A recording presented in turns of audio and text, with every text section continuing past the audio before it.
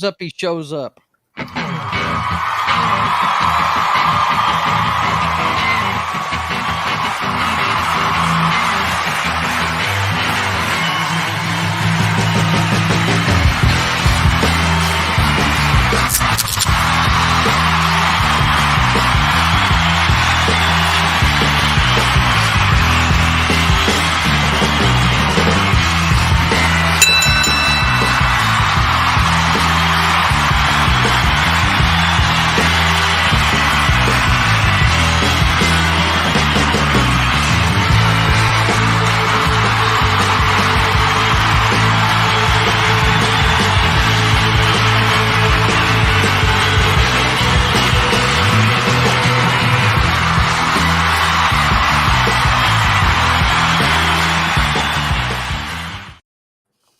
All right, boys and girls, what's up?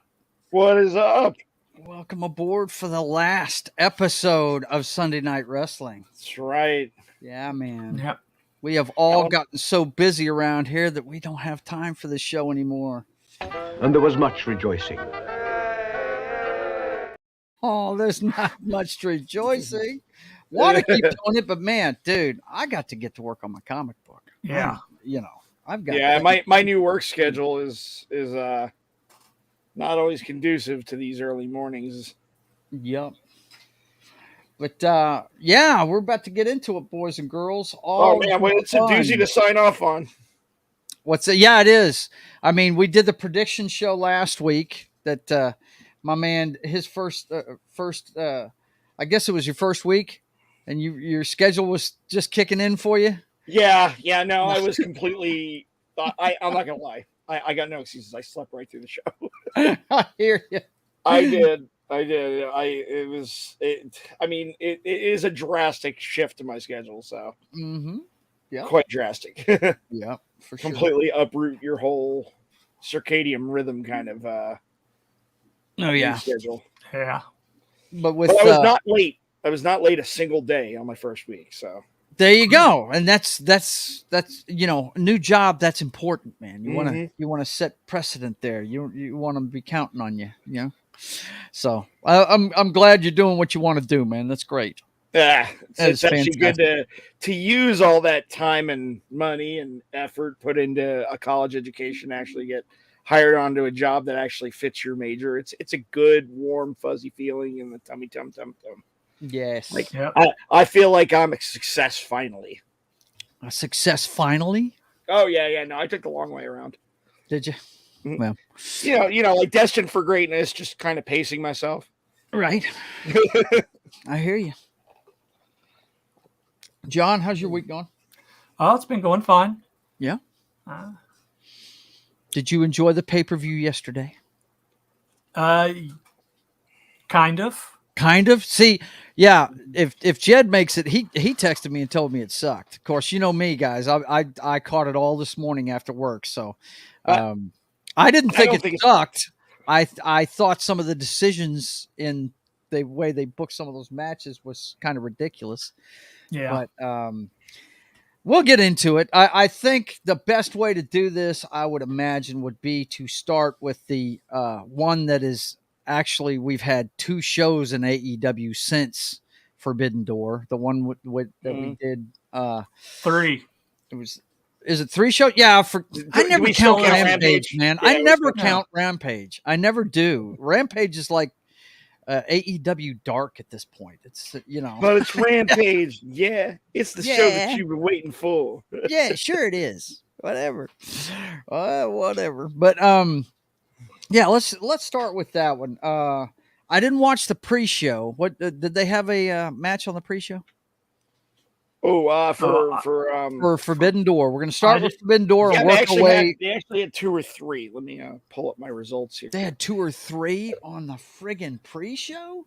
Yeah. Wow. How many hours was that pay-per-view, dude? Was it like 5? They had 5-hour show. They had Mogul Embassy versus Chaos Athena and Billy Starks. Okay. That's right. And it included 4 matches technically. Really? Yeah, Athena Billy Starks was actually the first match of the Owen Cup as well. So Athena is moving forward.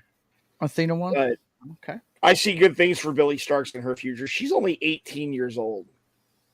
The kid's 18 years old. Yeah, Wow. Billy Starks, that young lady that lost Like to I Athena. said, I know who you're talking about. I haven't seen her yet, but I've heard about her. But man, wow. Well, so Mogul Assembly beat Chaos. Okay, all right. Swerve hit a double stomp on Romero, and that was it. Yeah. Wow. Oh, that's pretty much Rocky Romero's whole role is to pins. Right. Yeah. To eat the carpet. Yeah. To eat the carpet. Yeah. Mm-hmm. And then Athena beat Billy Starks for the Owen Hart Cup tournament. Yeah. Right. Okay. Well, there was a canceled match on the card because we never. Yes, there was. That's now, from what I understand, he had a virus or something. Yeah, Adam Cole was too sick. Actually, legit sickness. Yeah, he was sick. He had to call in sick, right? Yeah. And these are the other these were the other pre-show matches. Go. There's also El Phantasmo defeated Stu Grayson. Yep. Okay. And Los Ingonobles. That was easy for you to say, pal. Defeated the United Empire, which makes me sad because I'm a big United Empire fan. And you know, Jeff Cobb is like amazing. Right. He needs all the wins. Needs all the wins. Yeah. Yes. I hear you. Well, that was a bad dude. That's man, they put a lot into their pre-show, and if correct. Well, come on, when you got Shingo Takagi on the pre-show and not the main card, like I mean, that's, you got a wealth of talent on your main card if you're pushing. Yes, Shingo absolutely. To the pre-show. And this may be one of the coolest pay-per-views that they've ever come up with in wrestling, period. Because I don't, can you remember a time when two major wrestling companies worked together on a pay-per-view? I can't remember it, in my lifetime. Geez. Now, in the territory days, they probably did it here and there, but since the turn of the century, I haven't seen anything like this. No, nothing. And the fact they've been able to do it 2 years in a row, and easily, it was probably the best AEW pay-per-view of last year. Mm-hmm. Imagine the kind of money that Vince would have made if he could have taken the stick out of his ass and had a pay-per-view with WCW. Wow. That would never happen. Vince removing the stick from his ass would require surgery. That would require surgery. Invasive surgery. I have a feeling some of his fingerprints was on yesterday's pay-per-view, but I digress. We're not talking about that right now. But to start this match, wow. It's a good pay-per-view when AEW's top belt is on the line in the opener for the damn show. It was Tanahashi versus friggin' MJF. and wow, that was fantastic, man. Right? And what's sad? That was a great match. But probably out of the big ones, it was probably the worst one out of the three big ones. The three big singles matchups in there. Well, if you count the CM Punk match, which I don't. I'm sorry. I'm just not a CM Punk fan. I don't. I'm one of the guys that match that was supposed to be something completely different, and I'm really sad for the scenario we didn't get. Originally, it was supposed to be CM Punk versus Kenta, which I wanted. Yes, because they use the same move, right? Yeah, and the only one who didn't seem to want that match was Kenta, because apparently it wasn't enough money for him. Mm-hmm. And I'm like, dude, get over yourself, man. Give the people what they want. Swallow your fucking pride. Maybe we'll get it next year. But the opener, MJF and Tanahashi. I mean, I've always been a big Tanahashi fan. That guy's a tank. I mean, that dude is huge. I mean, talk about putting the company on your back during some dark years. I mean, Tanahashi is. Yes, Tanahashi. He's basically the Japanese John Cena at this point. Yes, he is. Yeah. Yes, he is. I gotta say, MJF looks more bulked up every time I see him. Right? That guy looks like he's gaining more weight. I mean, I'm not saying fat. I mean, I looked at his lats this time. I was like, damn, dude, come on. You know, what? You're trying to make everybody look bad. What the hell? That dude is definitely not skipping shoulder day. No, he's not. No. Not at all. I was really impressed with. Or if Adam Cole is to believe, he might be having a little chemical assistance. Right. Yeah. Right. Right. That was a great promo, by the way. I loved it when he said that. That was too awesome. I can't wait till that. Say somebody's taking shots in the butt without saying somebody's taking shots in the butt. Right. Let's go pee in a cup. See who's clean. I mean, MJF lost his shit when he said that. That was awesome. That was awesome. But yeah, MJF, of course. I think I predicted last week. I've got the results here. I think I predicted last week that MJF was going to win with that diamond. Yeah, I did. Yeah, I didn't predict the diamond ring, but I predicted MJF was going to win. I said there was going to be shenanigans, and sure enough, man.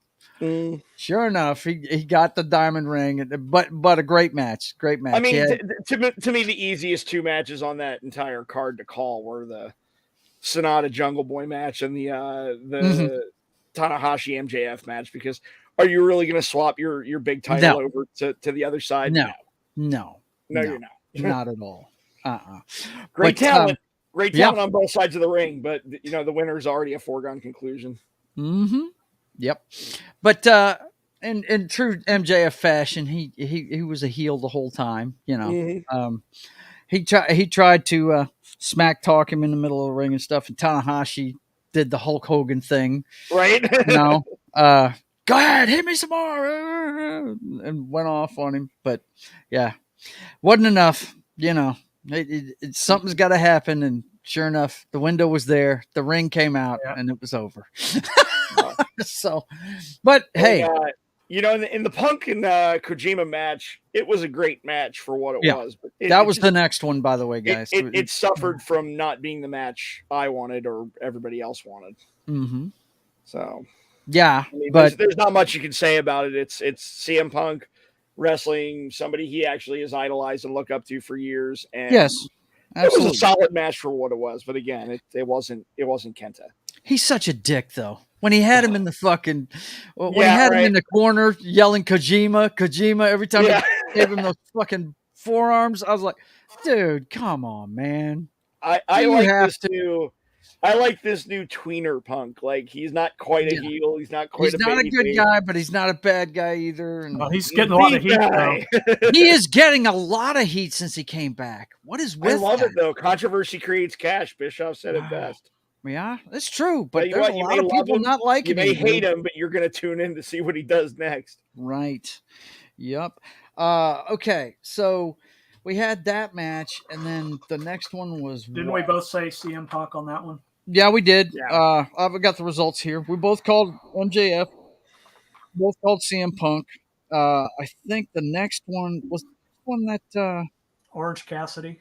Actually, I was almost 100% on my predictions for this. I know I wasn't with you guys on the prediction show, but I was damn near perfect on this pay-per-view call. Were you? Yeah. I mean, we split on a couple of them. I think I took Shibata, didn't I? Yeah, and you took Orange Cassidy, right? Yeah. Yeah. Yeah, I picked Orange Cassidy for this hands down. They're really I just did it to be different because I figured if a belt was going to change hands between companies, okay, and I'm not talking about Kenny Omega Osprey. I consider that the same damn company, really. Yeah. When you think about it, okay, I consider that a New Japan match on an AEW card, even though Omega is one of the elite. If you understand what I'm saying. Yeah. But I thought if any one of these was going to switch hands, it would be Orange Cassidy's belt. Because he's had it for so long. But that he retained and go ahead. Hands down, this was easily one of the best matches of the card, though. Yeah, absolutely, man. All four guys showed all of their different styles. It showed what makes them all unique, and there were just some crazy good spots in this match.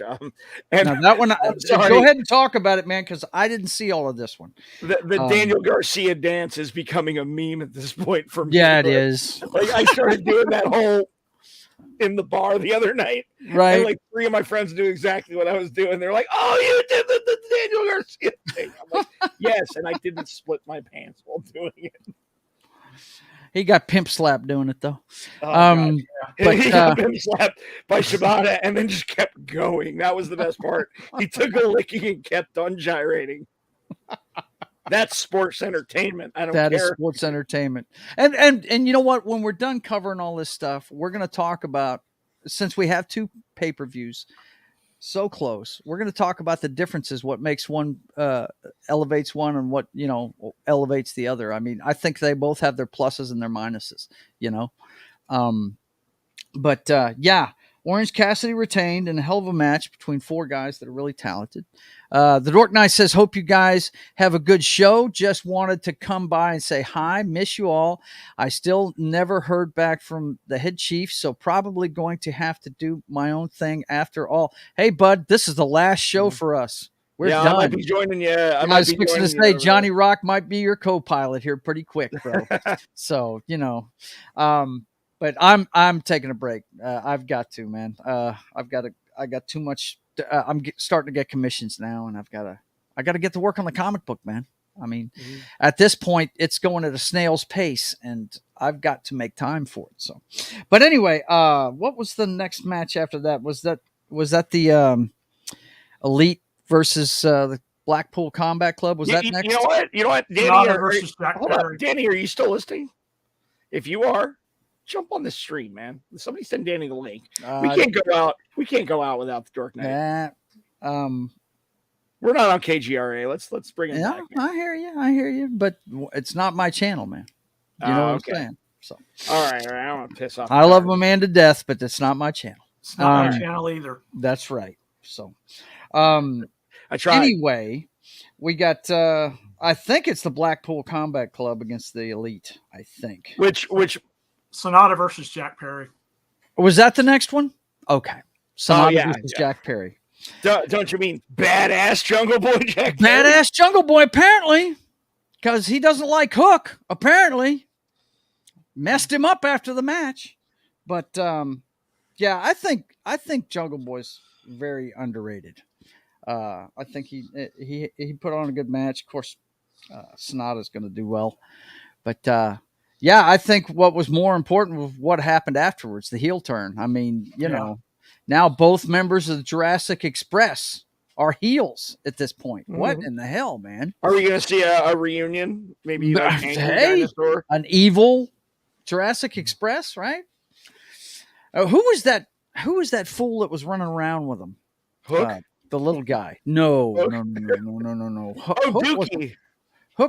wasn't. You talking about Sonata? No. When they first started AEW. Oh, Marco Stunt. That's it. That's the guy I couldn't think of. Yes, the tiny guy. Yeah. See, we just need him to go evil, and then we'd have a great evil faction, right? Oh no, he got fired. He ain't coming back. How come he got fired? Huh? How come he got fired? I guess Tony Khan felt like he was a bad investment. Okay, well. That's surprising. No, I'm just ragdolled and thrown around. You're right. Yeah, just because he was small didn't make him very good. Well, what do you think of the heel turn by Jungle Boy? I like it. It. It's Jungle Boy's character has kind of been stale for a little bit. Yeah, and I kind of want to see where. Like I always thought in the back of my head, I'm like, I wonder what they would do if Jungle Boy ever went heel. Yeah, and after Wednesday's Dynamite, I'm like, okay, I like this. Now, I didn't see that. Tell me about this. Man. What did he do? So he comes out in a leather jacket and sunglasses, but like the leather jacket was very reminiscent of something his dad wore back in the 90s. Like it's like, like they showed a side-by-side comparison. It might have actually been his dad's actual jacket. Wow. But he shows up in like this brown leather jacket, like almost look like cowhide. Mm-hmm. And like his hair is like pulled back and he's wearing the aviator shades and just basically being Jack Perry turned up to 11 as a complete and utter asshole. Like the fact that like he's basically like saying like, I'm banging the hottest bitch in this place. And of course we're like, well, Anna Jay is quite quite attractive. Yes. The fact that like heel Jungle Boy is like literally just leaning into like fact like, yeah, I'm young, I'm shit hot, I got a hot girlfriend. Like you people can't touch me. Very cool. There's Jed. What's up, man? How are you? Had known that, man. So I hear you, brother, man. I hear you. Meet Johnny Rock. This is my usual co-pilot on this show. He's based out of Vegas, and he knows a lot about the business. He's worked in it, so. Hey, Johnny Rock. What's up, man? Hey, what's going on? Yeah, but we're talking about the heel turn by Jungle Boy at we started with the Forbidden Door pay-per-view. Did I miss everything? No, you haven't missed everything. We're in the middle. We're about of it halfway right through now. the card. We're about halfway through the card right now. Okay. We had Sonata winning. I don't even know who won that match because that's one of the ones. There was Sonata. Yeah, I figured he won. Like, okay. Sonata, yeah. All right, so we got that one right. On the line, it's obvious who's winning. They're not gonna have. Well, so far, I've only missed one, and that one I really threw in as a wild card. I kind of knew Orange Cassidy was going to win that thing, but okay. So the next one has got to be the Blackpool Combat Club against the Elite, right? Yep. Now this one, I picked the Elite to win. I just didn't pick. Way it was they were gonna win. I didn't pick the finish to be the finish of that. You didn't pick the New Japan guy against the cannon fodder, pinning the cannon fodder for. I did not see Blackpool Combat Club or Ishii getting the decisive victory in that one. Yeah. I guess one of the top moments, and it was the face off between Eddie Kingston and Moxley. That had the crowd going pretty good. Oh, that got everybody just hyped and going. Yeah. Everybody was just like, "Yo, let's go!" Like, yeah. I even popped off when I did. I saw that. So. I really like how they followed this up on Dynamite as well. They're really slow burning this Moxley Kingston feud, and like I think they're handling this really well. They're not. They're not doing that typical AEW thing where they just hot shot slam it together and the week of the pay-per-view and then do it right. Yeah. And they're not hot shotting the finish like, oh yeah, this has only been brewing for like 2 weeks, but all of a sudden we're gonna settle this on Dynamite. I'm like, no, this is a pay-per-view worthy feud. Let's let it breathe a bit and stretch it to the next pay-per-view. So, and they're highlighting it in a faction match, which was really cool. I thought, yes. So they're not doing what Vince used to do back during the Attitude Era, and he's like, hey, let's slam this over here. Let's slam this over here. Boom, we got a match. Let's go out. Yeah. Well, I still got to say, and we'll get to it later whenever we get to Money in the Bank, but they've still got the best storyline going in wrestling right now, period. The end. But which another amazing chapter was written. Yes, another amazing chapter was written. Yes, it was. Okay, so we knew that the shitbags and their bunch were going to win this. The thing I noticed was they seemed to be over the top trying to showcase the dumbass Adam Page. I don't think I've seen him fly at more people outside the ring than I did in that match right there. I loved it since day one. Since day effing one, to quote William Carlson. We have all hated Hangman Page. Dude, I've never liked Adam Page. Everyone's like, I'm like, fuck Adam Page, man. But yeah, like I am a CM Punk mark and apologist till I die. Like, yeah, well, you see in my name who I'm the apologist for. Yeah, of course. You know that's my boy. But anyway, we knew they were gonna win this fucking thing. Like even when CM Punk's an asshole and just drops a hard truth, I'm like, well, show me where he's telling lies. Yeah. Tell me when I'm telling lies. Yeah, Joe, it's kind of like back in the day when Stone Cold went heel. You're like, fuck, we still like Stone Cold. That's it, right? Yeah.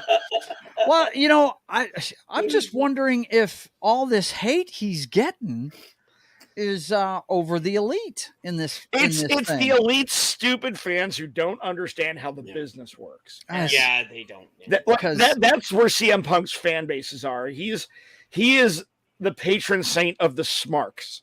Like people who understand how people that understand works. the friggin' because he drops truth in every one of his pipe bombs. I mean, it's really cool. Although when I talked about Joe about we talked about this on your show, like was it 2 weeks ago or something, or the other week?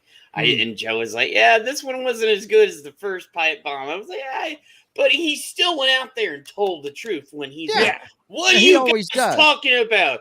I come out day and night every day, you know." Yeah, and those are the best. I love that line about the counterfeit bucks. I'm like, dude, yeah, the last counterfeit bucks. That was good. I mean, and that's the biggest thing is like I've been saying since this whole brawl out, gripe bomb, backstage altercation went down. Like, I don't think it's all of the elite. I think it's mainly Paige and the Bucks. I think those guys, get high on their own supply and smell their own farts and stuff. They do. Oh, yeah. I've been saying this since almost. I think the odd duck out here in this entire situation is Kenny Omega, because Kenny Omega just seems to be caught up in all this with his friends. But at the end of the day, Kenny Omega. But that's only on Dynamite. When we get to the pay-per-views, though, he's got the marquee matchups. Yeah, and he's on his own, which is the way he needs to be. I also think he's the most likely to come to the table and sit down with Punk. And he will be the one that does that. Yeah. I guarantee you, the first match they have with any elite member is going to be him and Omega. Yeah, and I see that being the main event of All In or All Out. Yeah. Well, we're probably going to get that in Wembley. Mm-hmm. Unless we get Omega Osprey 3 in Wembley. Oh, right. Wembley? Oh, yes. Whoa, that would be huge, dude. Get it at bloody Wembley. Let's go. Yes. Are you kidding me? Have the rubber match at Wembley. Both men are one win apiece. Wow, one win apiece, and it's home turf for Osprey. Right, man. Yes, yikes. Yeah, and it's cool because you're giving me goosebumps here, fellas. You're giving me goosebumps. Japan was neutral. Look out. Japan was neutral. Forbidden Door was in Canada. This is in Wembley. It writes itself. And I was hoping I hadn't missed to talk about this, because I actually called.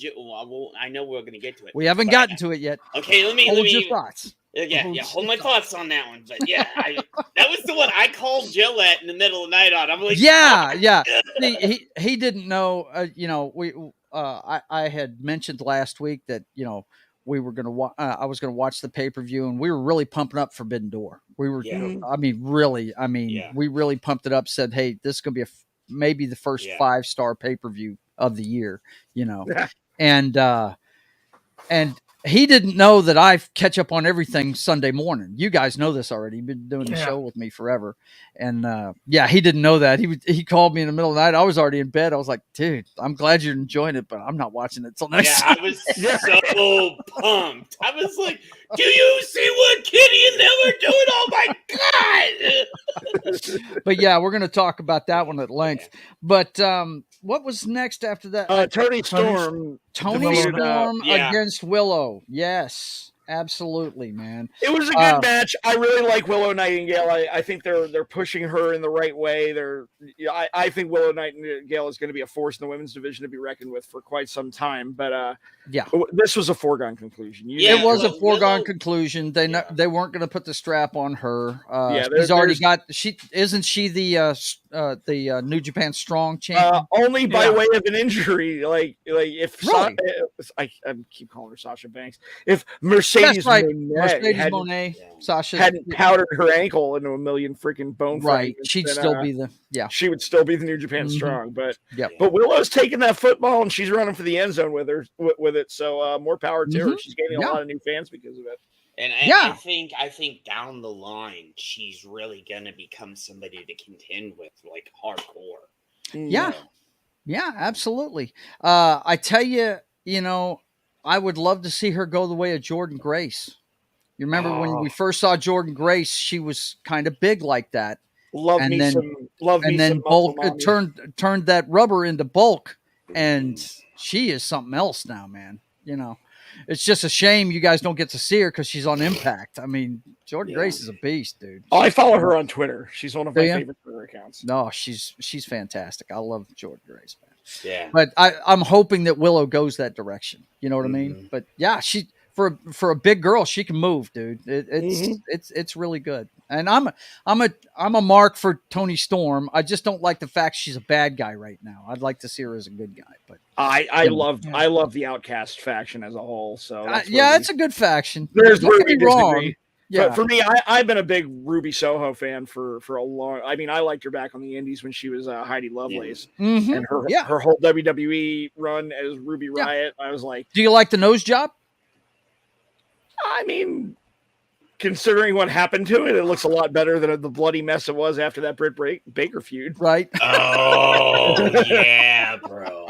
I try not to pick apart people's plastic surgeries unless it's really egregiously bad. Well, I think she needed it, man. Please, Charlotte Flair, for the love of God, stop now. Dude, stop about like Charlotte, go, bro, yeah, man. Like I was watching an old school like NXT pay-per-view. Like it was the one. She was a pretty girl at one time. Yeah, man. Charlotte was pretty as hell. She was a box, man. Like and then she started fixing herself up, and I'm like, oh no, bro. Now she comes out looking like Madonna at the Grammys, and I'm like, right.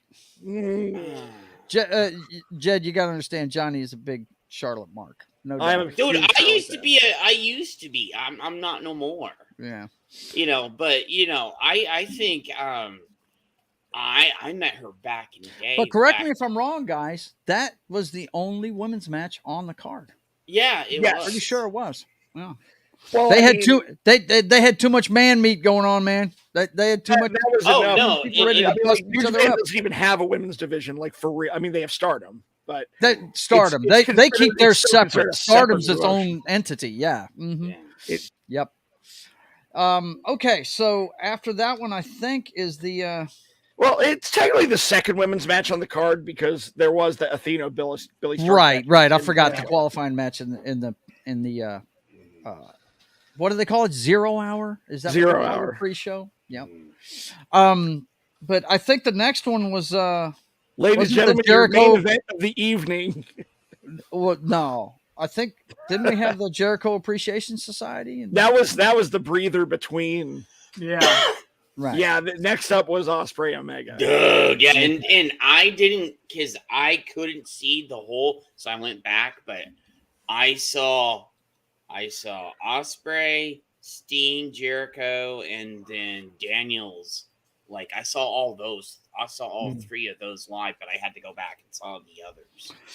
And I blew it on this one too. I picked Ospreay and Ospreay won. No, Ospreay won. Oh, I did. That's right. Yeah. I did get that right. Yeah. I'm an idiot. I always expect Kenny to win every match he's in because I'm a Kenny mark. I figured Ospreay was going to get his win back on this one, and it sets up a really tempting rubber match. But I mean, it was just as good as the first time around, man. Dude, I would say better. I would say better than the first time. I think the lead up for this one was even better, so it kind of made it a little better. I love that. Like even before the match, like just thought like when Ospreay came out.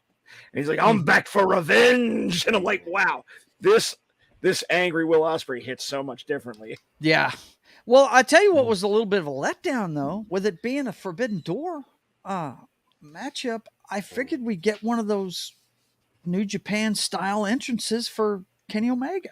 And we did. And I was like, I was a little bit let down by that. I really was. I wanted to see him coming out as Sephiroth again. Right, yeah. The one-winged angel, right? Do some cool shit like that. I think at Wembley we'll get some epic entrances. Yeah. But I was expecting something like that for this one, and they didn't do that. But man, Ospreay had a great entrance. This was Ospreay's show. This was definitely to showcase. If you don't know who Will Ospreay is at this point, you're going to find out today because a lot of people find out today. Yeah, because a lot of people didn't see the first one. And of course, like Will Ospreay is one of my favorite wrestlers on the planet. Has been. Me too. 5 years. Me too. Now. I'm a big fan. I'm a big fan of his girlfriend too. She's wrestling in Stardom still, isn't she? Or she's NXT, right? No, she's WWE. Yeah. Right. Is it? She's on the main roster or NXT? Well, she's on NXT technically. She was NXT UK, and they kind of folded it all together. Now, I'm not sure if she's injured. She might be rehabbing an injury right now, but I actually think they're holding her back for when they relaunch NXT UK as NXT Europe. Yeah. Because I know that travel issues, she doesn't want to be flying back and forth. Right. All the time. If you don't know who we're talking about, it's B. Priestley in AEW. I'm not sure what they call her in WWE. But yeah, I was a big B. Priestley fan when she was my favorite chick on the roster when they first started at AEW. I loved her, but anyway, this match here, man, they both bled all over the damn place. Will Ospreay must take blood thinners, dude. I mean, dude. good lord. Her WWE name is Blair Davenport. Blair Davenport. Okay. That's it. Yep. Yeah, and the last match I saw her in was back when they had the Worlds Collide pay-per-view where they merged all of the NXT UK belts with the NXT equivalents. Yeah. She was in the three-way with Meiko Satomura and Mandy Rose to unify the NXT Women's and the NXT Women's UK title, and Mandy Rose wound up winning that. Yeah. Mandy. Yeah, dude, Mandy. Anybody get? I wonder how many guys got on OnlyFans for the first time when she left the WWE, huh? You know what I'm saying? I had a hookup from somebody, and somebody they sent it to me. I'm like, okay, thanks, bro. You go, girl. You go, girl. Make that money. A wrestling fan's first time. Well, that's just fans, what is the chick that was from WWE? She was huge. Not China, the new one. Somebody else is on OnlyFans now too. I saw this the other day. Really? She was big. She was a Samoan. She was like. I'm not talking about Nia Jax. Nia Jax is on OnlyFans now. No way. She's. Somebody was telling me about this the other day. It was either she threw out a China, literally. She went China's route. Yeah. That's bizarre. Wait, she's doing film for the adult persuasion now? Yeah, she's doing the adult fun time entertainment stuff. Oh my gosh. Yeah. Well, listen, getting back to the Ospreay Kenny Omega match. Dude, yeah, it was a showcase for Ospreay, no doubt. Yeah, and here's my thing. I'm a Kenny mark. Yeah. Me too. Me too, buddy. But I knew the way Kenny was wrestling, he was doing this for Will. You could tell. Yeah, I tell you what, when they had that, the way it started, they had a bunch of, not necessarily chain wrestling, but they were definitely countering each other's moves a lot. Yeah. And it ended up to where Kenny was on his hands and knees in the middle of the ring, and he started going towards him and started chasing him around the ring on all fours, kind of taunting him. And I was like, he's going to lose this match. Yeah, and then because he's being way too arrogant. Yeah, and the parts at the end where Kenny was where Will was picking up momentum, and Kenny, I was like, wait a minute, Will's going to win this. Yeah. Because the way Kenny's acting, because dude, I've been watching wrestling since it was on closed circuit television. Yeah. Okay, so and I've got to hang out with a ton of the guys over the years. So I was like, oh shit, no. As much as I wanted Kenny to win, I was like, no, Will's gonna win this. Go ahead. Like I said, I predicted Will, but oh my god, the fashion in which it was done. I'm sorry. Can we talk about the Tiger Driver for a minute? Yes. Oh my! I thought he broke his neck, man. Tiger Driver I have ever seen. I was like, I legitimately feared for what? His neck in that match. That's what I'm saying. I was everybody was. I don't know if you saw. Everybody screamed and it got really quiet for a second because I thought, "Oh shit!" Scared the shit out of me when I saw it. I was like, "Oh, we're gonna have another Stone Cold situation right there, or something." Because I was like, he didn't move for a second. I was like, "Oh shit!" Please. The moment I knew he was going to win the match, though, was about halfway through when he kneed him in the face and then he just picked him up. Instead of suplexing him, he threw him on the ropes, and he was hanging on the ropes and couldn't get up. He was so tired. And then he jumps up on the top turnbuckle and does a somersault and hits him while he's on the ropes. Yeah. And then the move he did to him on the apron, holy shit. I was like, Jesus, he's beating fuck. I would say if you want to get somebody into wrestling, you show them these two matches, and then if you want to show them some old school, like one of my favorites is the Undertaker Mick Foley match. Oh, classic. Here's another thing about this. Undertaker and Mick actually they went on YouTube and they did a commentary about that match, because that match is classic as hell.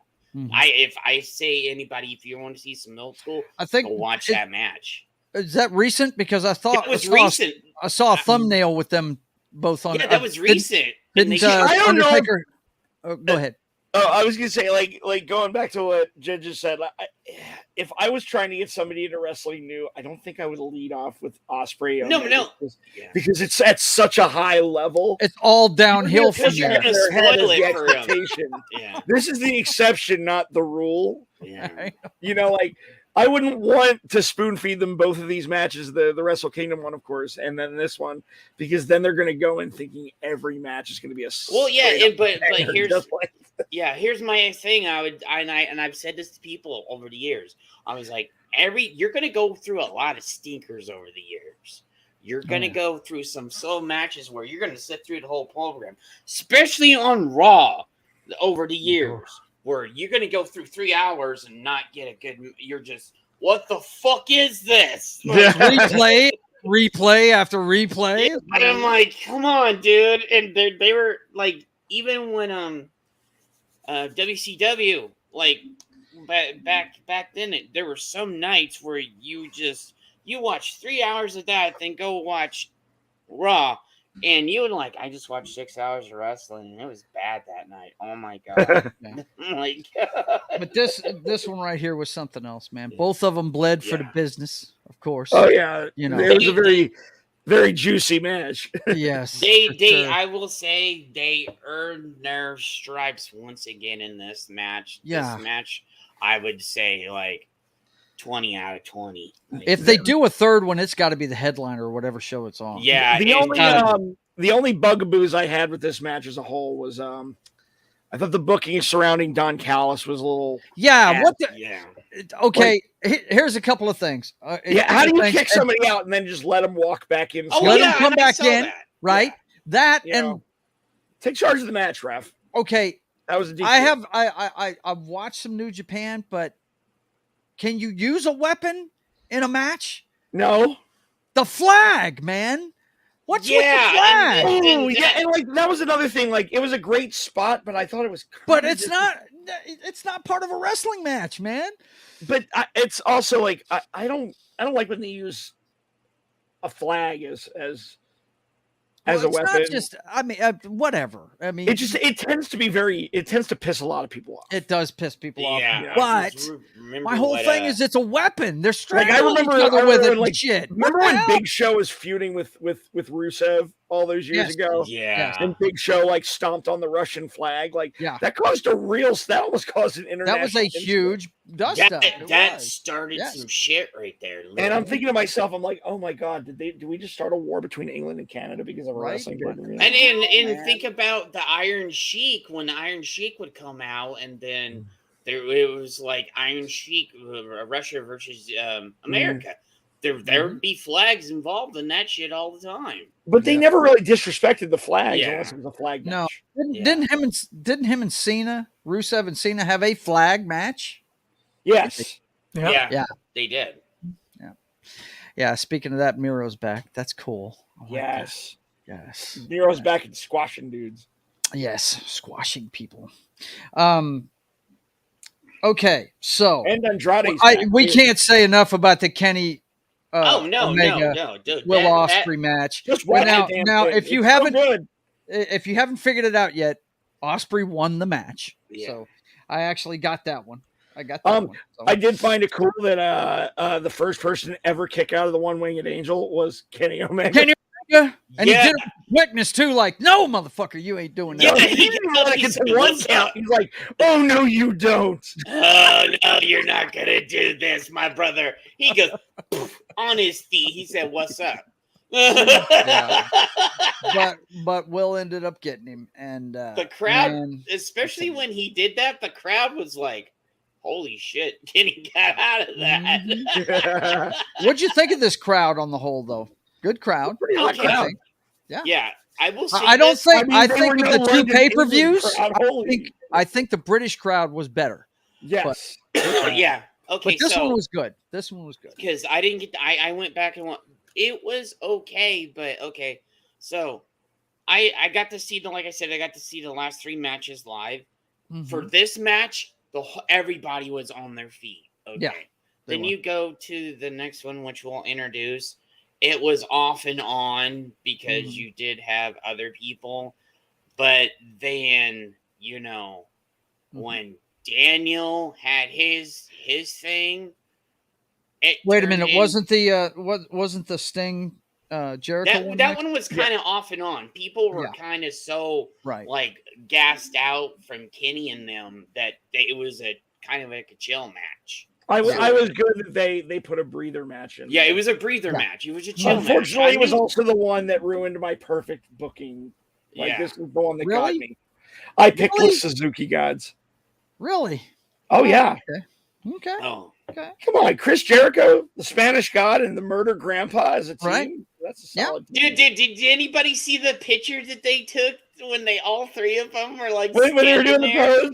Yeah, dude, I was like, oh my god, people need to take this picture. I just love that they actually got a Murder Grandpa chant going. Yeah. Nobody will ever see that again. That was awesome when they did that. Because Suzuki's always so damn serious. Yeah. And to see him like break character for just like pull the curtain back for just the minute he did that, I was like, oh my god, I gotta tell Joe about this. Yeah, man. It's pretty cool. But what I tell you, really the highlight of this match was Jericho busting up the post show presser with the bat. See, I missed that. I missed the presser. Okay, yeah, he come in and was pissed off at Tony Khan with a bat in his hand, and he said he wanted the match on Dynamite. And I assume if you watch Dynamite, you saw the result of that. So yeah, what happened with that? I didn't get to see Dynamite. It was a tornado tag match between Sting and Darby and Sammy and Jericho. It was the main event of Dynamite. They all 4 guys went balls to the wall, craziness. There were weapons. Sting actually jumped off of a ladder outside the ladder was in the ring. 60-plus-year-old Sting is jumping off. Darby was climbing the ladder because Sammy Guevara was laying on some tables at ringside, and Sting stopped him. He's like, "No, I'm going to do this," but then he botched the launch. Yeah, he came down right on his freaking face. Oh yeah, on the table. He's okay though. He just said he got maybe a loose tooth. Oh yeah, no, he fell on you see the bottom part of his face. Yeah, you face planted. Face planted right on the side of the table. I'm like, ooh.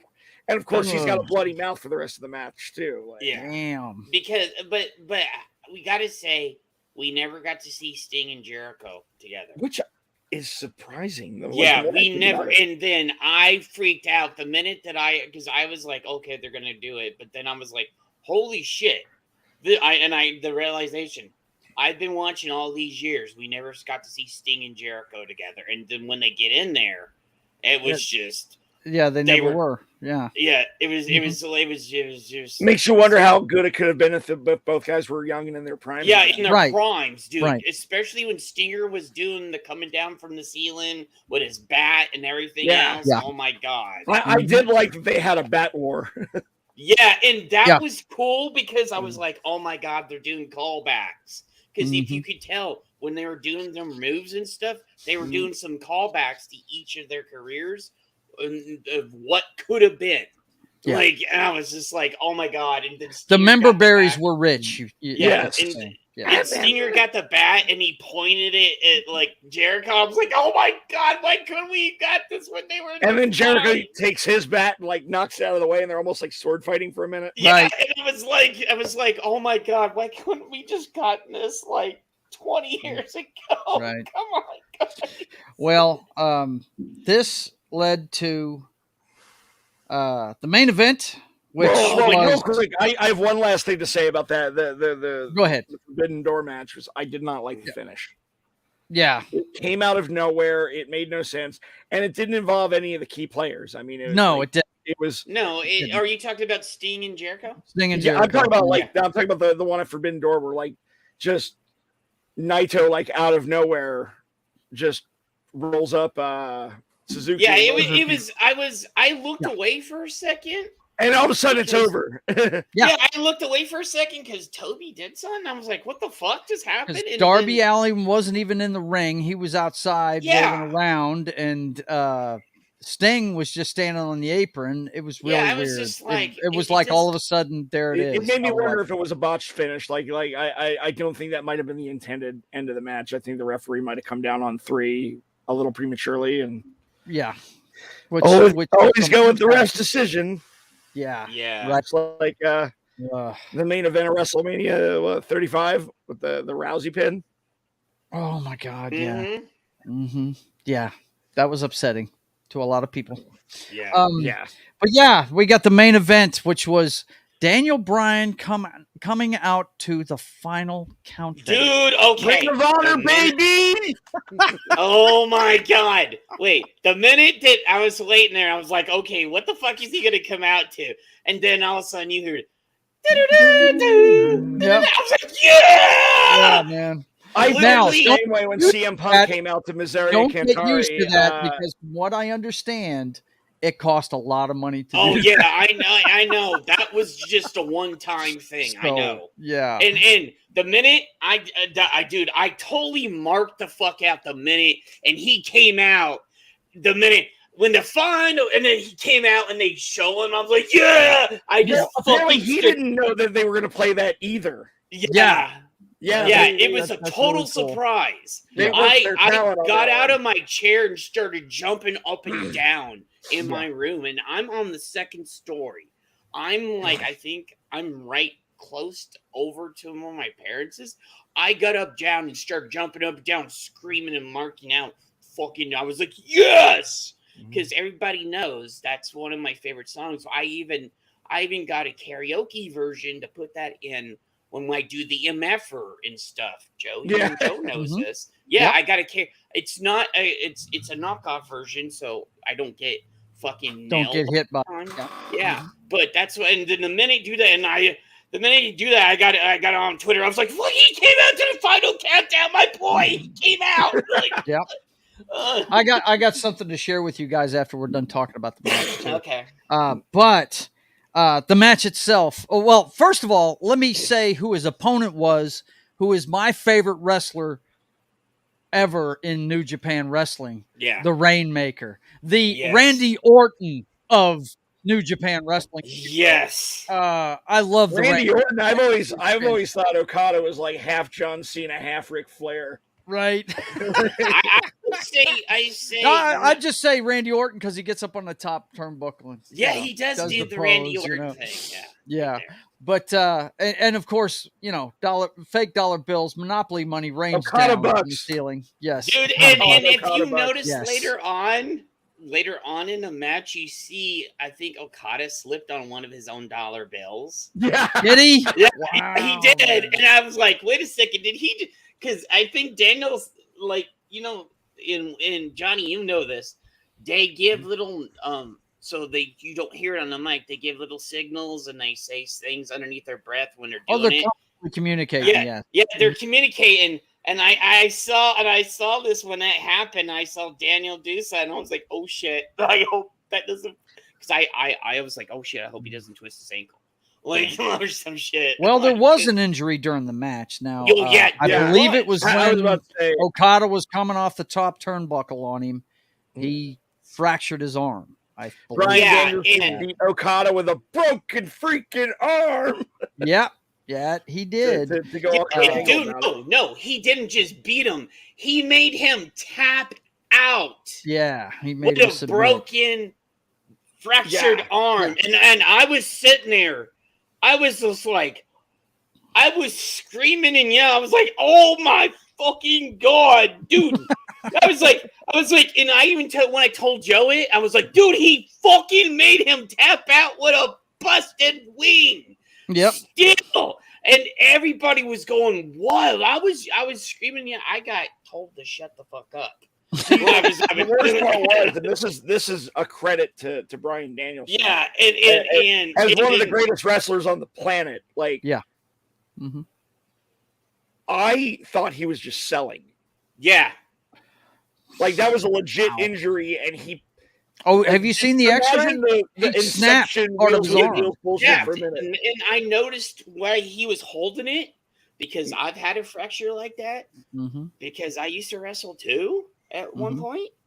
I knew the way he was holding it, from the way he was... Oh, yeah, that was fucked. He couldn't do it. I thought maybe his clavicle was busted because he really was favoring it. You know. Yeah, I knew the way he was doing it. It was his arm, not his, not upper. It was But to their credit, they kept going. And the fact that they kept going. This is what I was saying. Like Bryan Danielson was able to take a real injury, sell it like it was an angle injury. Yeah. Yeah. Still finish the match, and you think, okay, he was just selling. It was part of the storyline of the match, and then we find out later. We find out later in the press. They're like, "Oh wow, oh, yeah." I knew he really busted. He sold it like a wrestling angle. Oh, okay, is the genius of Bryan. I mean, hang on, guys. Hang on. Let's say this. You want to talk about mad respect from other wrestlers? Yeah. You know, this is why Bryan Danielson has the respect of other wrestlers. You know. Much like I would put him in the same class as The Undertaker in his day. People really respect this guy, and they love working with him because he is that kind of guy. He will keep going no matter what, you know. And the fact that he didn't throw up the X with the ref right away. Yeah, and I was waiting to see the X. The wrestler has that option to do that. Let him know, hey, you know, we got something going on here. I was waiting to see any of the signals, and I was like, I didn't see any of the signals. Yeah. That's why I thought it was an angle. Yeah. Yeah. Well, another thing that made us think it was an angle was the seizure thing. Dude, after the move on the after the pile driver, I freaked the fuck out because I was like, I knew his history because you know the neck. That's what got him out for a long time. I knew. I watched it when he busted his neck. They played into all that. They really did. He played. It was cool. Like, holy shit! Is he really having a seizure? Yep. Like. This was literally two guys at the height of their craft, like putting in masterclass for the rest of the world. Like, this is, this is where you get that chant. This is wrestling. This is wrestling. This is wrestling. This is Fight Forever. By the way, did you get your copy of Fight Forever yet, buddy? I did actually. Man, it's right. I'm gonna have to get one. Is it any good? Did you like No Mercy? No Mercy. Okay, that's pretty good. For the N64. Okay, I've never played. Joe hasn't played a bunch of stuff, and I've played the WWE ones, the recent ones, but not the older ones. If you're used to the WWE games, this one's a little bare bones. But if you grew up playing the N64 ones like WCW, NWO Revenge, No Mercy, WrestleMania 2000, Raw versus SmackDown and shit like that. It's very reminiscent of those. It's a little more arcadey. Than more of a simulation. Like the WWE games are like pure simulation at this point. Right. This is more arcadey. It's quick matches. Okay. I would say. Can I create my own wrestler? Can I create the privateer on there? You can, but the options are not nearly as expansive as the 2K games. Because again, this one's more for quick, easy fun than it is for like. Dude, is it like the old 80s like WWE game where you go in with shit too? Kind of. Not that arcadey. Mm-hmm. There are hardcore matches, and the blood is surprisingly excessive. It's good. It's good. They have a barbed wire death match, and by the time you finish one of those matches, like you're like, wow, these guys look like they got the shit kicked out of them. Wow. Okay. Well, listen, I got this I want to share with you guys. Now, it's real a quick, video from. Let me ask you something real quick, Joe. Go ahead. Go ahead. Can I finish my Fight Forever review real quick? Yes. Go, Johnny. Go. Because I do have some bugaboos with it. Okay. I do have some gripes. Okay. I think the roster size is way too small. Okay. And it seems a little outdated. Like Cody Rhodes is still in there. Lance Archer is featured prominently, and we haven't seen Lance Archer on TV in almost a year. Okay. The women's roster is extremely small, and it doesn't feature like some of the big names like Jamie Hayter or like Toni Storm. The current women's champion is not even in the game. Well, here's the thing about this, Johnny. I know about game development and shit, so that means this game has been in development for a long time. That's the reason why you're getting the older rosters. Yeah, it has been. It has been. I can tell you some of the music, and some of the music isn't accurate. Like, and I understand like sometimes with the licensed songs, but they have different. Like, it's like sometimes they couldn't get the rights to their own music. Like Christian Cage comes out to a generic ass track that's not his entrance track. Orange Cassidy comes out to some weird rock thing that was never his theme, even before he got before Jane. Yeah. Even before the Pixies, because he had the Pixies before that. That's right. That's right. So that's a little janky. And then the control scheme, like they have the run button as circle. Okay. And on some of the finisher, like because I was playing as Bryan Danielson, because as we all know, I'm a huge Bryan Danielson fan. Yes. And trying to pull off the psycho knee is kind of a pain in the ass. Oh, okay. Because you gotta like the run button and the signature finisher buttons are not exactly. You gotta kind of contort your hand to do a running finisher. Hey, John, do we have to run ads during this or no? No. Nope. Okay. I didn't. What are they gonna do? What I wanted to ask you about was this. This is a live video shot by a fan, and it was placed on Twitter. Would we be okay playing this? We'll probably be fine. If not, if we get hit, we'll just we'll cut it out later. Okay. Yeah. All right. Well, this is Bryan Danielson after the pay-per-view. So enjoy. Toronto. Did you guys have a good time tonight? So, this is just a moment for me to speak genuinely from the heart. But I just want to say thank you to every single person here. His arms broke right there, guys. Yeah. He was still holding. Incredible audience for over 5 hours.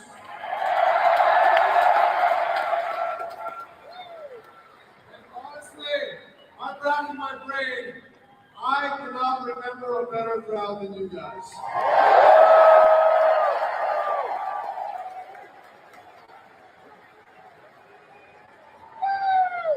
And with that said, I'd also like to thank New Japan Pro Wrestling.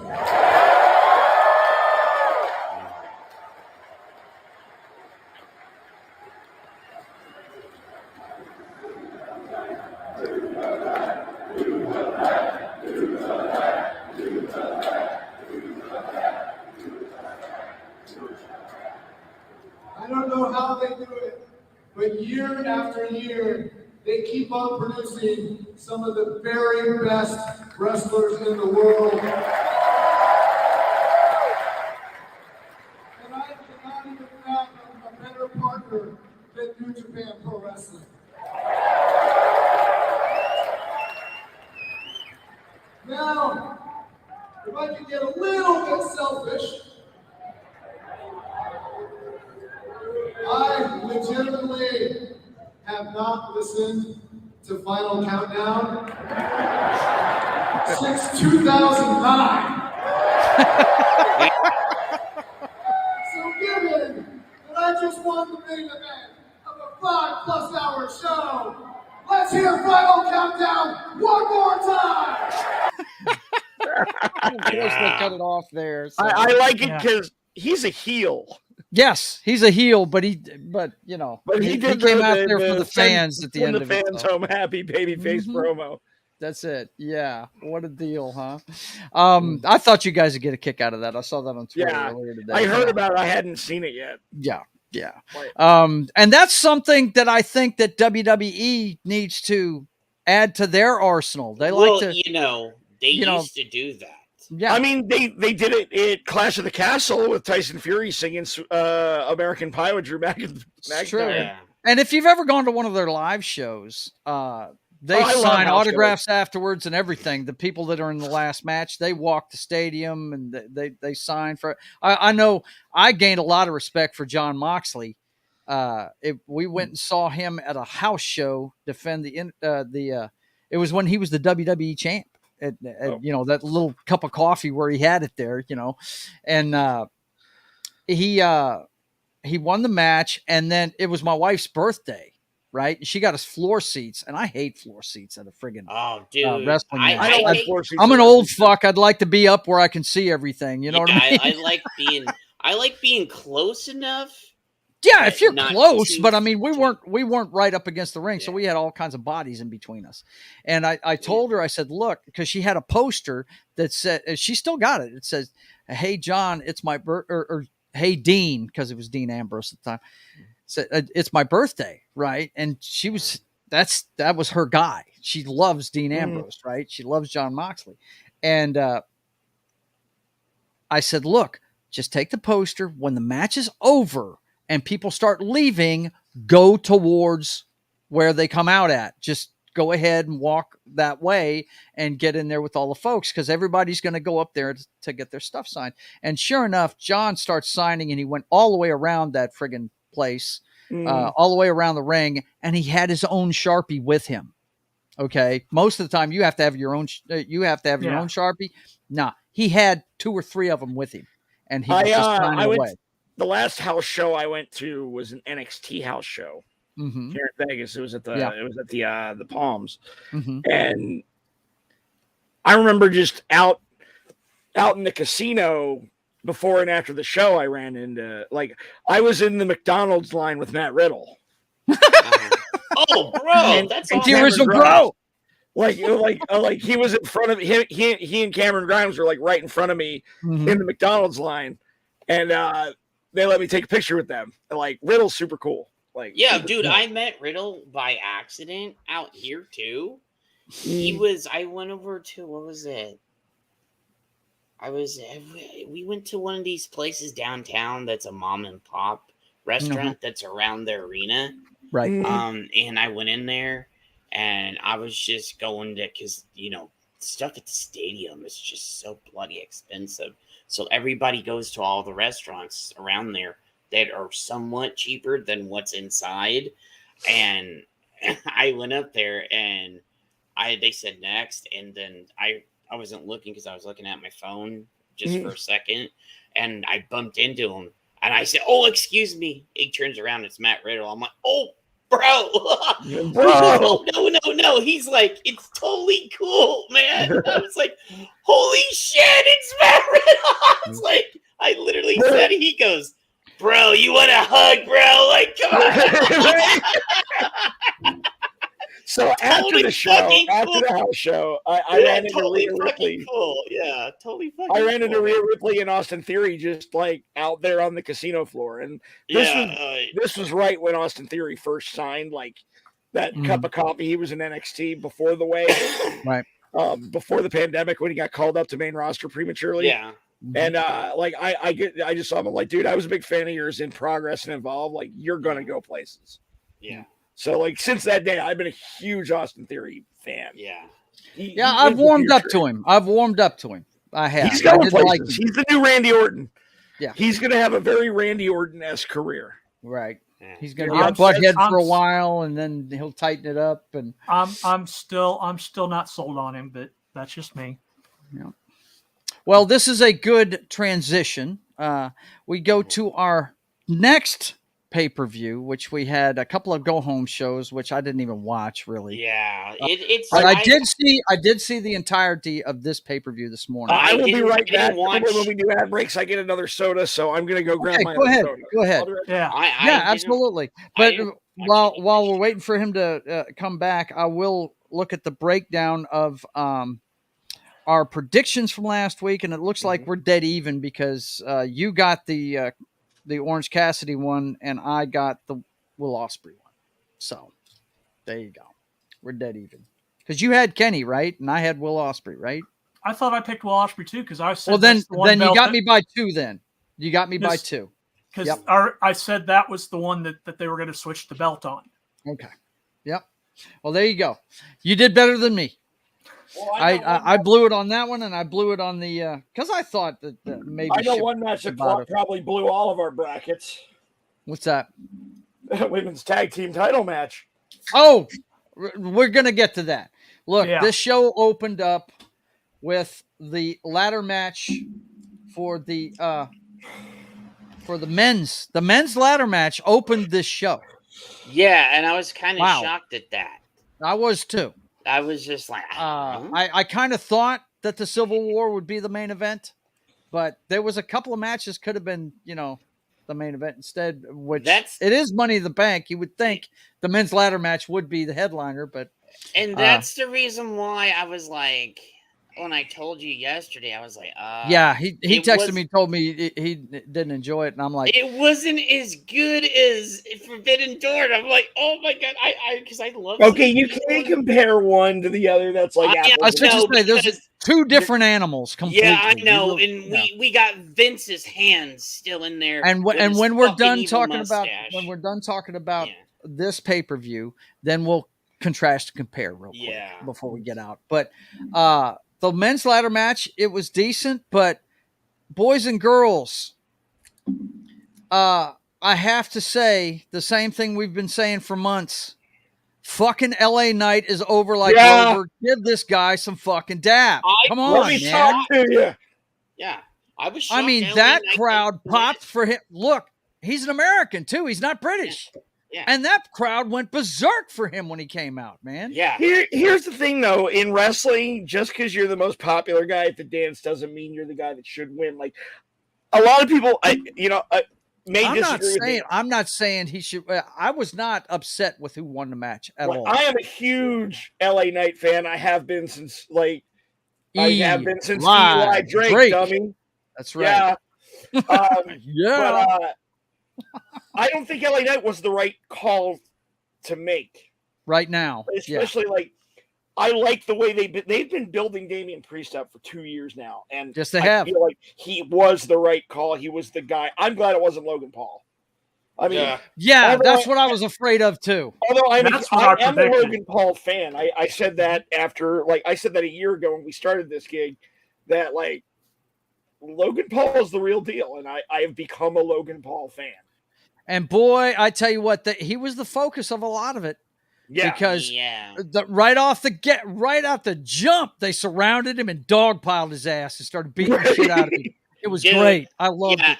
And I think this is their way. Is like, boy, this ain't. You want to earn your stripes, you gotta I'm not sold on Logan Paul yet. To be honest. Well, I tell you what, after he botched that spot with Ricochet and came down on his face. Yeah, that was bad. You talk about when they hit the tables outside? Yeah. I was worried as fuck about him. The ref was on top of him for a minute checking on him. Yeah, the ref was over there, and I was just they showed him briefly after that. They hit him off camera pretty well, but they did show him at the very end of the match when Priest won. Because he had a streak of blood going down his face. Yeah, okay. I heard that Sean is helping him train, so I'm like, okay, if you got Sean, you got Triple H and Sean and some of the other boys, our old school crew, in there training you. How did you fuck up like that? Well, Jed, he is. I think it was a balance issue. Yeah. I think Ricochet tried his best to protect him, but both guys were off balance. It was it was a bad spot, Yeah. It happens. I know. And you have to admit, Logan Paul has done phenomenal for being just starting in this business. I mean, I like that. Like regardless of what you think of Logan Paul personally or his public persona and all of that, there's one thing I can say that I give him all the credit in the world for, and honestly, I will shower the same praise on Ronda Rousey, is that they're both big high profile celebrity signings, but they never felt like big high profile. Like I agree with that. Both of them came in dedicated to learning the craft. Yes. You could tell, like, Logan Paul has built his career on kind of being a flighty douchebag. Right. But when it comes to wrestling, he's putting the work in. Yeah, that's just it. And I think that he puts the work in on a lot of things he does that he doesn't get credit for, because that douchebag thing, it's his public persona. Yeah, it is. I think at his core, when the cameras are off, I think Logan Paul is a dedicated entertainer who likes the hate. He feeds on the hate. That's his thing. That's his gimmick. Yeah. And, at the end of the day, he's just a guy who's good at what he does. He's a heat magnet. So why not lean into that? So why not lean into it? Yeah. He should people never go face, ever. Antics. He should People already be a hate him for his heel. antics, but that doesn't mean, like, even his YouTube channel, it's one of the best produced YouTube channels out there. Oh, yeah. He puts a lot of work and effort into his stuff that we don't give him credit for. Yeah. The picks that me and Das Wolfen made were Logan and LA Knight, and we were wrong. It ended up being Damian Priest. I picked Damian Priest for this one, actually. I'm sorry I didn't get to do the prediction show. It's fine. You. It's fine. Yeah. I am happy with the result. There was, just like Forbidden Door, there was only I was almost perfect on this. There was only one match that busted my bracket, and we're about to get into it. Yes, we're about to get into it, because I think it was the next match. It was, and I did not women's see this tag match at all. Yeah. I didn't either, and I don't understand it. What the fuck was that? It was a good match. Look, it was a good match up to that point, but what made Shayna Baszler snap like that on Ronda? I don't. I think she didn't. Okay, one at a time. Johnny, what? Unless Ronda's pregnant again and has to leave for a while. Ooh. No, I did say that last week because the way she's doing things made me say that. Because I thought the plan was originally that they gave them the belts and that they were going to legitimately have a run. I thought they were going to have a Brock Lesnar run. Yeah. And again, like, I'm not sold on Liv Morgan or Raquel Rodriguez as credible champs. I liked having the belts on Baszler and Ronda because they were credible. They were badasses. They just dethroned one of the most successful women's tag teams. Granted, it was an NXT run, ones from NXT, but Alba Fire and Isla Dawn, do not sleep on those two women. They are freaking amazing. And that SmackDown match was great. Now, Johnny, I have to disagree with you. I am sold on Liv Morgan and Raquel Rodriguez. First of all, one's at Amazon, and the other one is just the cutest thing walking the planet. Okay, I like them as singles wrestlers. I don't buy them as a tag team because I hear you. Yeah, it's a Franken team, and I don't like. Yeah, it is. It is, but they're doing great things with it though. They're doing great things. MMA history. That is a tag team. They're bad. Yes, I know. And I thought we were going to have a long run. Yeah, it's kind of like how The Rock and Mick on his Mankind persona, it's like a Frankenstein team, man. Like, you had Mick that was totally different than Rocky was. I'm sorry, the best Frankenstein team was the Bar. But I get the Bar was the difference between the Bar and Rock and Sock Connection compared to Liv and Raquel is that the Franken team was the story for those teams. Yeah. It was the odd couple. I don't mind odd couple pairings. In fact, one of my favorites was Kozlov and Santino Marella. Remember when they were a team? Yeah. Fucking ridiculous and hilarious and just entertaining. But like with Raquel and Liv, it's not the story. No, it's not. Oh, we're best friends, and that's it. Okay, cool, you're friends. Well, you've also got the smallest chick on the roster paired with the biggest chick on the roster. So and I that's a neat thing. Huh? I think Alexa Bliss is smaller. Alexa Bliss may be smaller, but you see what I'm saying. It's a small chick and a giant together. And she's always throwing her around. I love that, man. I think it's great. She's using Liv Morgan as a weapon half the damn time. Enzo and Cass did it better. Yeah, true. They did. Enzo and Cass did do it better. But Cass was a concussion machine. So, Yeah. No, Enzo was. Enzo was the concussion machine, not Cass. But anyway, yeah, weird turn of events. I felt Vince's fingers all over this. I don't understand where it came from, what the hell it meant. I'm really I'm actually probably going to watch Raw live this week.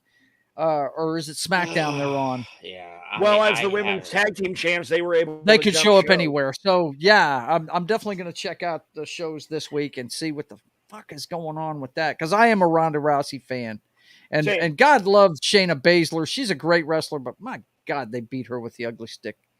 Good Lord. Dude, it's not as bad as some of them over the years. On one of no, I understand that, but damn, dude. On one of my older podcasts that I had a few years ago, when Baszler first showed up, I made a reference that got me a lot of heat.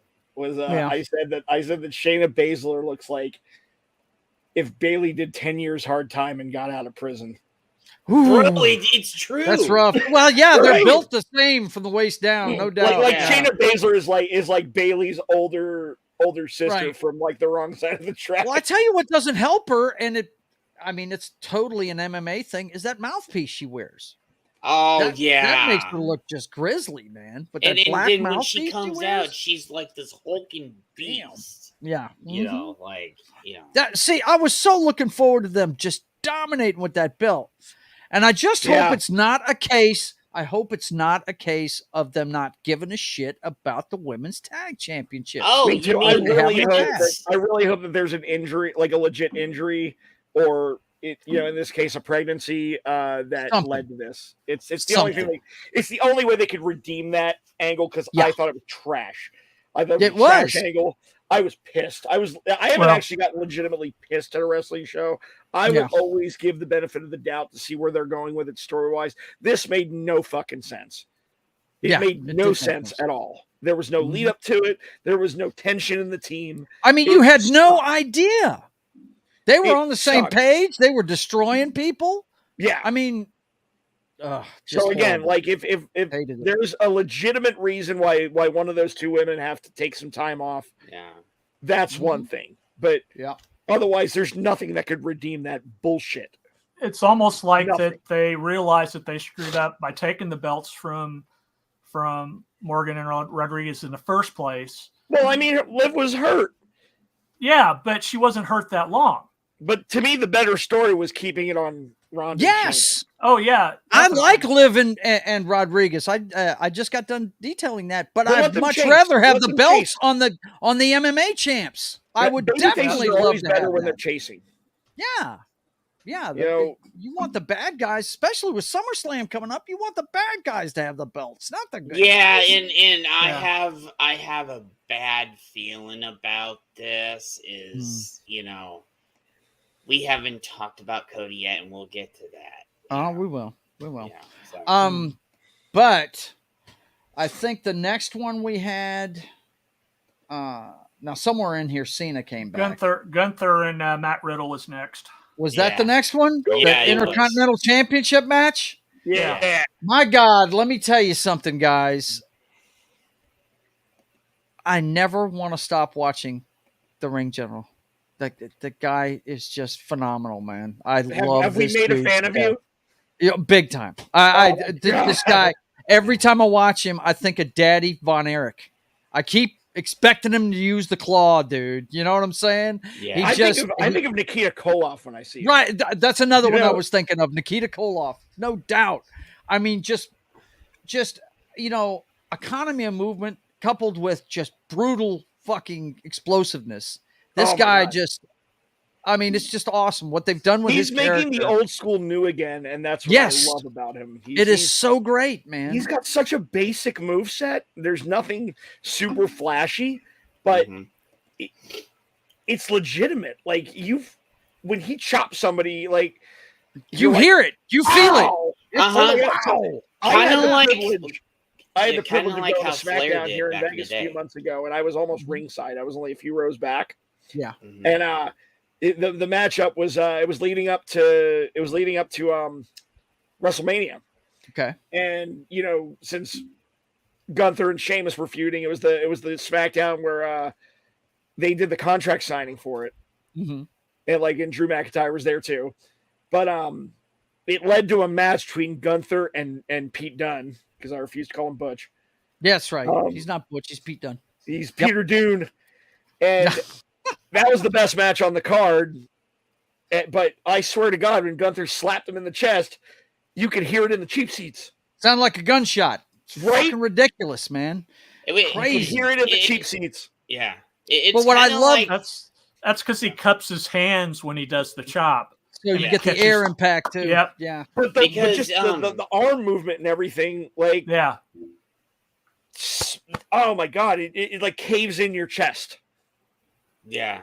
Like I feel like he can legitimately break a rib just by slapping you in the chest. Yeah, well, it's kind of like back in the day when Flair did his chops. He did it on purpose to you could hear that all the way over. So. Well, look, Riddle impressed me in this match. Of course, the angle coming in is that Imperium had fucked up his ankle, so that was going to be a target, and it was the whole time. Right. Riddle told a really good story with that angle. He did. He impressed me. I'm not a Riddle fan because I'm a surfer guy myself, but it's just I just don't like his version of it being just totally weeded out dumb. I just don't like that, man. Yeah, it makes the rest of us surfers look stupid. All right. Well, I don't like that. I don't see him as a surfer. I see him as a stoner, and he's more of a stoner. We all know that I imbibe myself. I understand. Dude, I did it for years, but when I married a nurse, I had to give it up. I love that he's bringing stoner culture to the forefront, but also making it look kind of badass and legitimate. Imagine if Matt stopped doing weed, how scary he would be, right? Dude, the guy's physically imposing, but he's physically imposing, and he's also speaking of physically imposing, the ring general will teach you your lesson, and that's what I love about this guy's character. He looks at it like he's going to teach you today. He's going to teach you he dictates everything that's going to happen in the match. And it's fantastic, man. It's fantastic.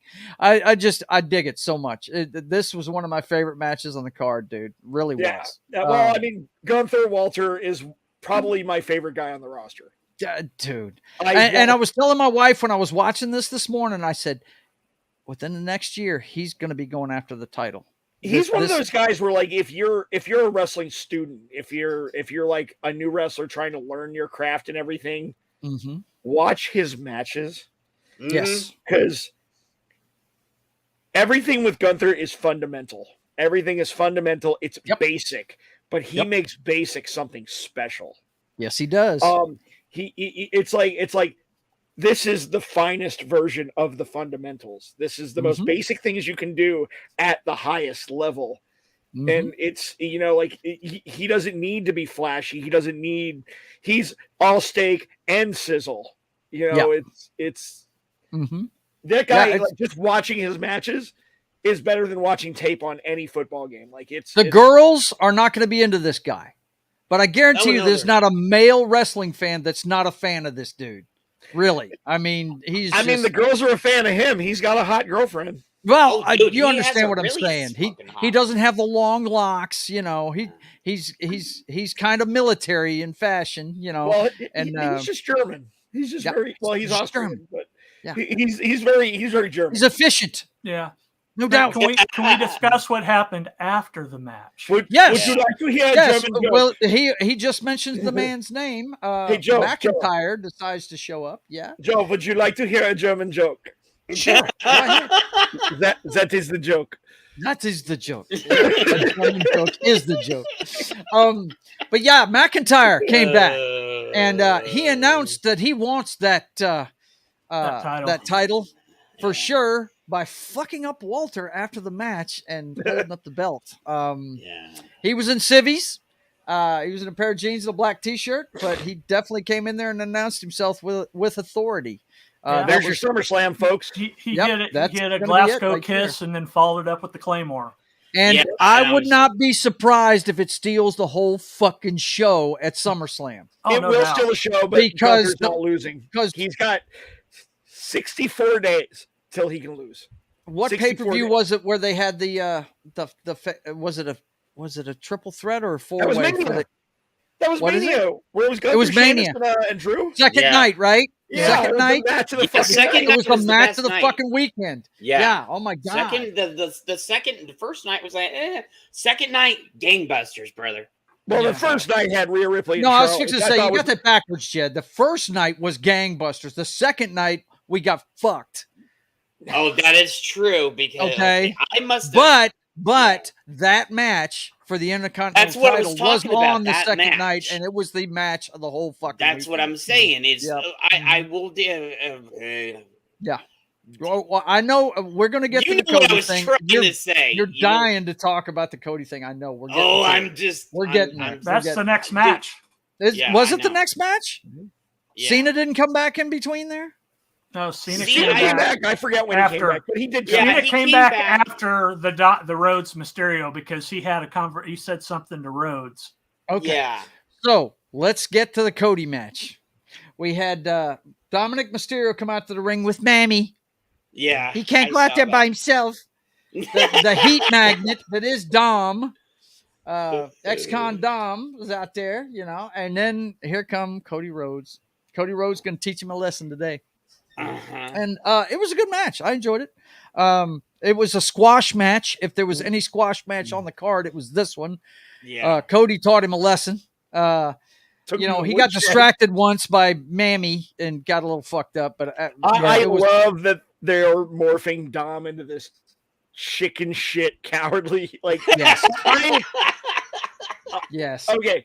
Yeah. My favorite genre of heel in all of wrestling is the cowardly heel. It's why I'm such a big Miz fan. Oh, dude, Miz nobody plays the cowardly heel like the Miz does. Yeah, he plays that spot on. Right. I love that. The fact, the lead up to this match, he slapped Cody in the face and immediately hid behind Rhea. It was like, this is my favorite character on WWE right now as a character. There's a Dom hit so hard, and I love it. Yeah. And the fact that Rhea Ripley is such a great compliment to this whole package, oh my god, Dom loves mommy loves Dom. But here's the thing: we're gonna get a lot more of it because Mammy didn't even have a match. She didn't defend her belt, so she's hanging on to that. Plus, that faction has Money in the Bank now. Yeah. So we're going to get a lot more of this. Judgment Day is really becoming the most powerful faction on the WWE. I am a fan of all four people in the faction. So. Yeah, absolutely. You know what I've been waiting for, and I heard rumors about this, and I was like, oh god, Vince would do some shit like this, trying to get the Four Horsemen as another version of Four Horsemen, and I'm just like, Vince. That's enough of this, please. I was like, no, Vince, no, please do not do it again. Right. Yeah, but only one member of Judgment Day won the whole. Yeah, I know. Yeah, and it was the one that should have won. It's my favorite member of it. I think this guy is going to be pushed pretty far. I think him and Gunther are going to be in the title conversation in the next year. And that's why I said, as sad as I am that LA Knight didn't win the briefcase, I still think Damian Choice was the right choice going forward. Yeah, Damian Priest was the right choice. Absolutely. Now, we're on the Cody match, Jed. What are you afraid of with the Cody thing? Now, what I was expecting Brock to come out there and house his ass to lead up to, but he didn't. Brock was nowhere to be seen, and I was just like, what the hell's going on? So sidebar, but that actually, if I could go into the past, there was something I wanted to bring up when we were talking about Forbidden Door. No Kota Ibushi. Yeah, no Kota Ibushi. Yeah, I thought for sure Kota Ibushi was going to be making his debut in some fashion at this show. Mm-hmm. Yeah. And he never showed up. Oh, no, yeah. it's kind of strange. Isn't he still a free agent? Yeah. Yeah. That's weird. That's weird. So, I know right, he's been doing some shows just on a contract by contract basis, but GCW booked him. Yeah. Mm-hmm. And then I heard a rumor that Vince wants him, so if he's going anywhere, he's going to AEW to be with Kenny again. Yeah, I agree. I want that to happen. Golden Lovers. Yeah, you gotta have that. I don't want Vince to go over there and twirl his fucking mustache and like, hey, you know. Now he's got a mustache to twirl. Dude, he's turned into the villain we all said he was for like the last 30 years. When I saw a picture of him with that mustache, I thought he was going to like go grab a woman and tie her to some train tracks and right, Snidely whiplash. But Cody won this. It was a squash match, and what does this mean for him for SummerSlam? That's what I was saying. I was like, does he have a guaranteed thing going in there? I don't think they're going to give the belt to Cody. That's my thing. I think Vince is still pissed about, the past, and he's going to take it out on Cody. I see Cody winning the world title before he wins the Universal. Yeah, I still think beating Seth before he beats Roman. Although, can I telegraph the finish? Because it ties into my Cody narrative. And go ahead, brother. Go ahead, man. So, the Bloodline main event, which we'll cover in depth very shortly. Jey Uso handed Roman his first pinfall. First pin in 3 fucking years. That's not how I wrote it in my head. That's not how I would have wrote it in my head. But I loved it. I loved it too. And I'm a Roman fan. That was perfect. For me, I thought the better story. I thought the better story would be if they do Survivor Series the way they've been doing it, where it's brand warfare. And I wanted whoever was the world champion at the time, whether it was Seth or Cody, I wanted that person to give Roman his first loss. Yeah. Because it wouldn't be for the title, but it would show you that God can bleed. Like I just rewatched all of the DCEU last week. And I'm just thinking of that picture, that scene where like Batfleck is like, do you bleed? We've only got 20. We only got 22 minutes, so let's get through this. So yeah, I would have had whoever had the world title beat Roman, since it wouldn't be for the belt, and that's how you show that God can. Well, bleed. Jed's been dying to talk about Cody, right. and so I really want him to get the belt, but I honestly think Vince. We know how Vince is. I just think he's not going to give the belt to Cody. Because of all the past things, man. He'll give him to it at Mania 40 in my hometown. And I really do hope that does. Yeah, I think it's going to be a year-long program, and he's going to get it. Now, I don't know if Roman's going to have it at the time. I honestly think Roman's not going to have it by the time Mania comes around, but I want Cody to take it off Roman. We'll see. I still think Cody taking it off Roman's the better story. It is the better story. So go ahead. I really think, and this is long-term booking, guys. I really think that Cody wins it at WrestleMania this year, and then Walter takes it from him at SummerSlam. That's what I think. Gunther, because it's starting to. He has brought prominence back to that Intercontinental Championship, and the way it used to work was. Whoever's going to go after the fucking the big one is going to be the Intercontinental Champion for a while. Well, it's funny. I think Gunther is making the IC title a big deal, then I think because I'm a big Intercontinental Champion fan, it's the workhorse title. But who was the last person to really prop up the IC title and make it something special? I hate to say it was Miz.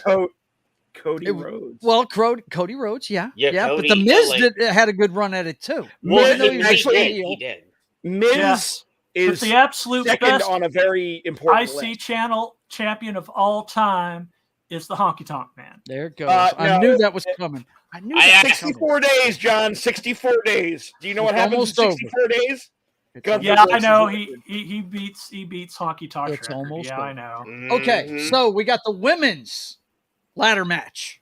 No, we got John Cena showing up first. No, that's Yeah, right. John Cena did show up. Hey, don't bury the lead. It wasn't just John Cena showing up. It was Grayson Waller showing up too. Grayson Waller. It was Grayson Waller's getting an AA for his troubles too. Yeah. I do love me some Grayson Waller. Well, this is the deal. What I thought was interesting. Do you think they would actually do a WrestleMania in England? I think they could. Yeah, I think they'll. Do you think that's kind of stepping into the backyard of the cons? I don't think so. If you don't think so, they live there. Yeah, doesn't matter. Okay. And AEW sold out Wembley in like an hour. I'm just saying that they're trying. They have a British broadcasting contract over there and everything. I think if you use Clash at the Castle and this past Money in the Bank as any sort of litmus test or benchmark, yeah, that's UK what I was fans saying. are nuts for the Graps. I mean, hell, most of the best wrestling aggregate review sites are out of the UK. You know, I watch a British site. You guys watch a British one. Botchamania, all of that is based in the UK. Yep. And you know, it depends. These guys love the wrestling. Like, they are super fans. And I think WrestleMania would do really, really good in London. It depends on what the pay-per-view buys were for this. I think they were good. I mean, it's really hard to track the buys because the network. Sorry, but I just wanted to. I just didn't know if you guys thought it was a legit promo that maybe we might get that. I think it was a test bed promo, but I think the crowd there passed the test. I honestly do think they would do that someday. Yeah. If you want to break out the "You deserve it" chant, I would say, England, you deserve it. Yes, you deserve WrestleMania. They were a great crowd during this, by the way. WrestleMania 40, because we already know 40 is in my hometown of Philadelphia, and I'm going this year.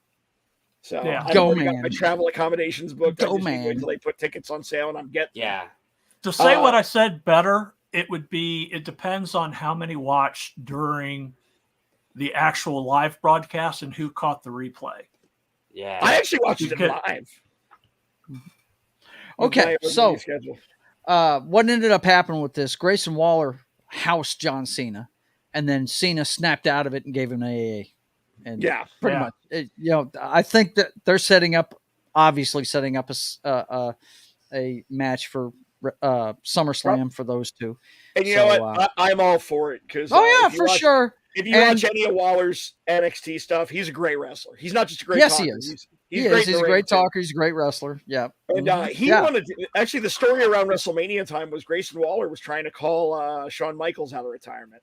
Oh, shit. So he's already got a history of like picking fights with legends. Right. With the legends. Yep. Yeah, he does have a history. Okay. So to speed things along here, we got the women's Money in the Bank match, which it had its botches. It did okay. Yeah. I mean, I wanted Zelina Vega. I love the finish. I picked. I love the finish too. I just wish that Zelina Vega had been the one to do it, but it was. I picked Zelina Vega. You picked Io Sky. Right, I did. I called the winner, but I told you I wanted Zelina Vega to win. I thought she deserved it more in my opinion. I think she did too. And this is just me personally. I'm a huge Kairi Sane fan, and that's all Io Sky is Kairi Sane all over again. And she's Kairi with a little bit of an edge, though. I like that Io has this darker side she can tap into. She does. But I love my pirate princess. But anyway, yes, the ending. If you guys don't know how this ended, Trish Stratus and Zoe Stark tried to handcuff Becky Lynch. By the way, did anybody notice that Becky Lynch was dressed like the Phoenix from the X-Men? I couldn't tell if it was Jean Grey or if it was Rogue. It looked like Jean Grey to me because it was pointed down here. You know, it had a point to it. I flipped out when I saw how she was dressed. But they tried to handcuff her to the ring, and she didn't let them do it, and she had the handcuffs on during the rest of the match. Well, her and who was it? Bailey. It was Bailey. Well, first we're on either side of the ladder. And First, Bailey turned on Io, though. You're true. Bailey turned on Io, and what ended up happening was they were climbing up both sides. They were kind of fighting with each other, and Io saw this and locked them together between the rungs of the ladder, so they could not go any higher with the open handcuff. That she slapped it on a Bailey and then climbed up there and got the Bailey climbed on somebody. Never. She climbed up Bailey. That was the funniest part. That was funny. Yeah, she climbed up Bailey. She scrambled up. She sure did, right up her back after she got screwed over by her. It was pretty damn cool. There was some cool spots in there, but you know, I don't know if it's just because it's a women's match, but I noticed the botches a lot more. And how stiff it is sometimes. The table spot, but she did. But I'll tell you what, you know who, and I'm not just saying this because I'm a huge fan of hers because she's a Vegas local, gone good. But to me, the star of that match was Zoe Stark. Yeah, Zoe Stark is a beast, man. I dig her. I do. That's a future women's champion right there. Yes, absolutely. I do like her a lot. That right there. It's weird. I still call her Lacey because I knew her as Lacey Ryan for years. Right. Yeah, I still say it too because it's hard to get out when, especially you know them by one name and then they go to another place. And the thing is, I've actually hung out with her like I know her real name. Like her real name's not even Lacey Ryan. It's Teresa. But she's hung out in the production area when I was producing shows for FSW when she was one of our wrestlers. And super friendly, super cool. Yeah. That's cool. All right, we got to move it along. I said it when she was doing her NXT run, and I'm like, yeah, she's going to be a future champion. The only flaw in her game is she needs to really work on her promo skills. But in-ring, the talking side of it. She is one of the most talented wrestlers they have on the roster. I'm with you on that one, man. And her finisher is probably one of my favorite finishers in the entire business, male or female. We got 2 matches left, so let's get it wrapped up. The next one we got is the heavyweight championship, which was Seth Rollins versus Finn Balor. I was hoping that Finn Balor would win this, but I think we all knew that Rollins was going to retain. Well, here, I like both of them, so I do too. I'm like, okay, I'm good either way. I really wanted to see. I wanted Finn to win so bad. I wanted Finn to win because remember the original Universal Championship was these two, and Finn got him. Yeah, I think the better storyline would be to have Finn have won last night. Yes, I agree. And then have Damian Priest and Finn have tension. Yeah, because Finn's the champ, but then Damian's got the Speaking of that tension, now guys, just to do a quick wrap up this match. Of course, you got Seth Rollins and Finn Balor, 2 of the best to ever do it. Yeah, and it was pretty much the same program we've seen out of them. Seth came in with busted ribs because of all the coup de grace he's been getting from getting housed by Judgment Day, and he wrestled through it and got the win. But the way he got the win though was really weird because Finn Money in the Bank guy came down like he was gonna cash in, and it was distracting Seth. But for some reason, he stood up when Finn was about to win the fucking match. He had it in his hands, and he stood up and distracted Finn. And I just didn't understand that ending. I really didn't. Again, I would have had that. This is the match that Vince had his hands in for me. Yes, absolutely. That was a Vince ending. I think if Triple H was booking this, and had his way, Finn would have won. Oh yeah, if Triple H was doing this, Finn would have won hands down. But Vince had his hands in it, so it was very strange ending. This was the most Vincified match of the night for me. Yes, it was. And then we wrapped with the Civil War. Yes. And I'm savoring Roman's entrance more and more every time I see it because I know it's going to get shorter soon. Oh, get shorter, please. Get shorter. Because after this match, we got what we've been dying to see for a while. We got the Usos versus Solo Sikoa and the Tribal Chief. And it was full of everything. You had Paul Heyman pumping him up to go out there and start kicking their ass. And, you had Solo looking conflicted half the time. I mean, it's the best storyline in wrestling still. Yeah, it is still the best storyline in wrestling. So speaking of Vegas locals doing good for the business, how about that Solo Sikoa? How about that Sefa Fatu? Man, dude. Oh man. I still think he needs to smile more. Like the last time I saw Sefa, I was like, how come you don't smile anymore, man? You're so grumpy on TV, man. Right? What the hell, man? Come on, bro. He was a baby face here. He was a baby face here in Vegas. So like he would come out all smile. He actually came out like the old Usos, like doing the haka and all that. Like yeah, see, I want to see the Usos go back to that. Yeah, no face paint or anything, but like he was the problem. But he did the Samoan dance, which is cool as shit. I love it, man. But you had everything in this match, and dude. To me, the MVP was the crowd. It was the crowd. They gave Roman so much shit. Stand up if you hate Roman. Stand up. Good, because Roman deserves tribal wanker. I love the tribal wanker chant. You know what the chant of the night was, though? And I forgot to mention this during the women's match. They're singing for Bayley. Oh, they do that all the time. That was so awesome. So that started with NXT TakeOver London. Yeah, that was they've seen this forever. They've seen for Bayley all the time. I was in one of the crowds. It's insane. Yeah, I was in one of the crowds where they started saying "Hey, baby," and I started singing along with it for Bayley too. I was like, but I tell you what, man, this crowd gave so much hate to the tribal chief. It was not even funny, man. Dude, everybody's sick of him holding that damn belt. It needs to move. That's the reason why I want Cody to have it. Hey, man. He's the tribal chief, bro. Hey, if it means Cody winning it at Mania, I can deal with another tribal chief until Mania. I don't want to see him lose it. I don't want to see him lose it before Mania. I don't. I don't want to see him lose it before Mania. Everybody was so upset. A moment waiting to happen. You don't want to see it. Yes, it is. Yeah, I totally understand. And as much as you guys hated him losing at this WrestleMania, it's going to make next year's, when he does win it, even sweeter. And I just hope Vince doesn't put his finger in like he always does and screws them. Yeah, I know. That's what I'm saying. Oh, do it. I'm just so hyped for this next WrestleMania. Look, you guys were so upset when it happened. I was like, yeah, Vince is not going to let him have it right away. He went and started another fucking company to compete with them. Do you guys not remember? Listen to me for a second. Do you guys not remember what the first thing he fucking did on Dynamite was? No, it was actually Double or Nothing. When he was it Double or Nothing? That's right. The first pay-per-view. I saw it. He came out there with a sledgehammer and smashed a throne. Yeah. A very Triple H looking throne. Right.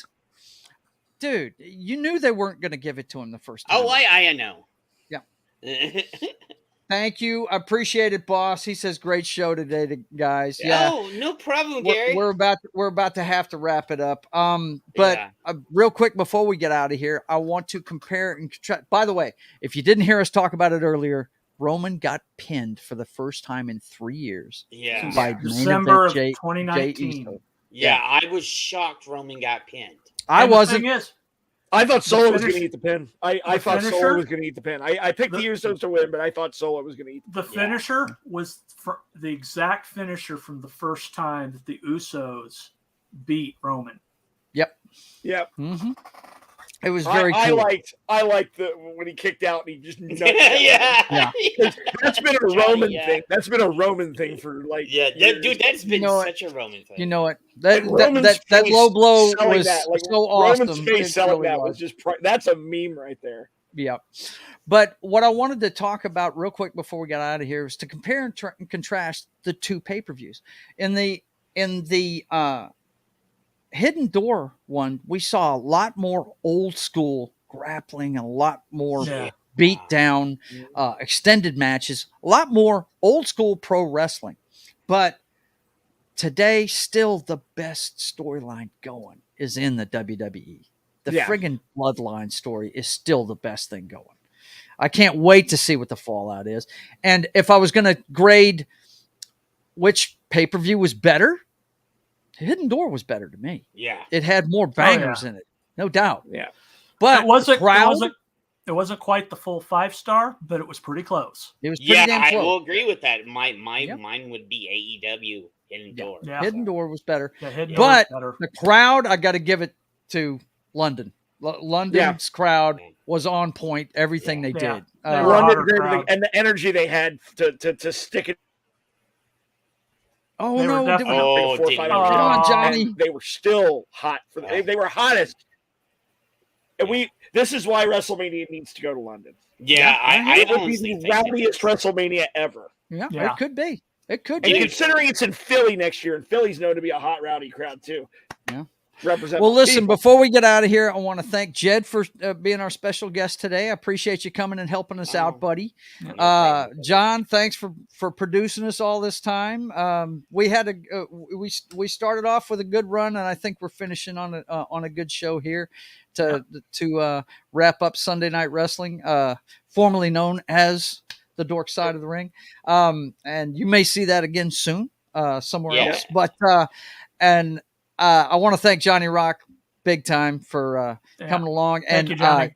And I look forward to seeing you on State of the Atmosphere. Well, with my new work schedule, you might see me on State of the Atmosphere a little bit more often. Dude, Johnny, that'd be awesome to come over there and kick at us, bro. I've popped in there once or twice before, and I really like the format. So Plus, all right, guys, we talk about Indiana Jones this week, right? That's right. We're going to talk about Indiana Jones. That's garbage.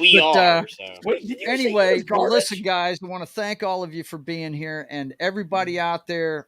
Thanks for riding with us on because we're a bunch of passionate wrestling fans. Hate to see the show go, but some of us we've got some things that I've got to get my comic book going. And it takes a lot of time to prepare for one of these shows. So I'm just gonna say this might be a hiccup in the journey, but this is not the end of the road. It's not the end. And I want to say I appreciate you guys letting me be on. For sure, Jed. But a new beginning later on. There you go. Yeah, hey, Jed, and Johnny, if you guys do a show, I would love to come on as a guest. If this is definitely not the end of professional wrestling content on Pop Culture Minefield. I love being part of the family, and I definitely want to. This whole thing started kind of as me and Dork Knight's baby, and I'd like to see it get repackaged somehow. I'd like to continue doing this show in a different format, in a different. It very well could come back repackaged as a pre-tape show. There you go. Yeah. But I would love to be a guest on something like that. I just can't do it full time. Yeah, me too, dude. Because you've seen how passionate I am about. Oh yeah, we know, Jed. We know you love some wrestling. Jed, I like your vibe, man. I would not mind running a show with you. Well, we've got to call it. So thank you very much, everyone. You guys, thank you very much, and we will see you down the road. I'll see you on Military Monday on this channel. Yep. Yeah. Next time around. All right. Have a good one, everyone. Take care, guys. I'm going to invite to that sometime. I am a veteran.